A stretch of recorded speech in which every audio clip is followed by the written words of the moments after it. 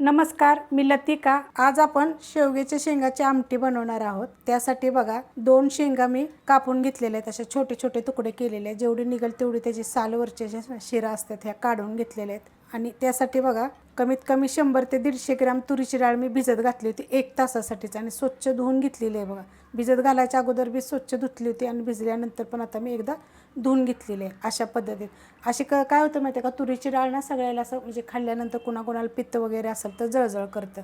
तर कमीत कमी ना एक अर्धा तास किंवा 1 तास जर भिजत घातली आणि जर बनवली का नाही आणि तुपाची फोडणी दिली तर मग जळजळ होत नाही, हे लक्षात ठेवायचं। आज आपण कुकरमध्ये बनवणार आहोत, त्यासाठी कुकर गरम करत ठेवला आहे। त्यामध्ये तेल टाकून घेऊया। तेल टाकायचे आपल्याला अर्धी पळी आणि गरम होऊन देऊया। तेल चांगलं गरम झालेलं आहे, त्याच्यामध्ये टाकायची छोटा 1 चमचा मोहरी, छोटा 1 चमचा जिरे टाकायचं। त्यात टाकायचं आपल्याला हिंग पावडर, त्यात टाकायचे कढीपत्ता आणि त्यात टाकायचे एक मीडियम आकाराचा कांदा।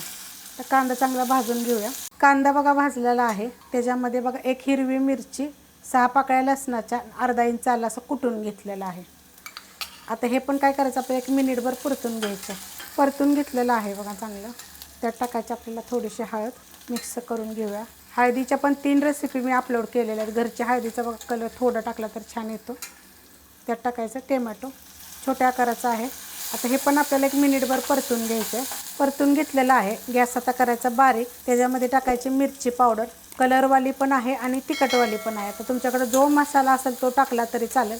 मी मिरची पावडर टाकलेली आहे। चवीप्रमाणे टाकायचं मीठ, त्यात टाकायचं आपल्याला कोथिंबीर आणि मिक्स करून घेऊया।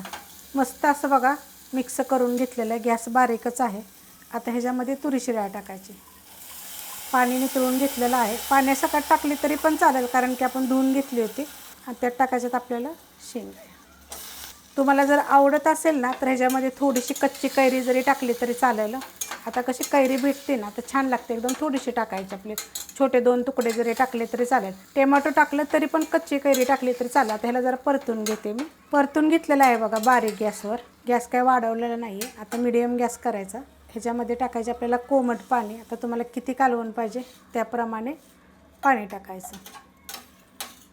1 ग्लास मी टाकलेला आहे, आपण अजून त्याच्यामध्ये अर्धा ग्लास टाकायचा। आणि आता आपण कुकरला झाकण लावून घेऊया।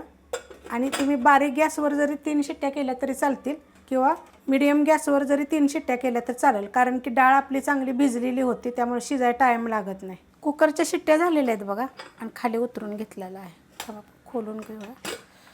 बघा मस्त असं झालेलं आहे। भिजत घातली की नाही की डाळ बघा अशीपर्यंत चांगली शिजते। आता हिला थोडी नुसती चमच्याने अशी हलवली की नाही थोडी तर एकदम छान होईल। तुम्हाला सांगितलं थोडीशी कच्ची कैरी जरी तुम्ही टाकली तरी पण चालेल। आणि तुम्हाला सांगितलं ना तुरीची डाळ जर कुणाला जर अशी म्हणजे पित्त वगैरे होत असेल ना तर वरण म्हणा, अशी आमटी म्हणा, त्यासाठी मग तुम्ही तुपात फोडणी टाका, म्हणजे बिलकुल बाधत नाही आणि जळजळ पण करत नाही। पण भिजत घालायची डाळ हे लक्षात ठेवायचं।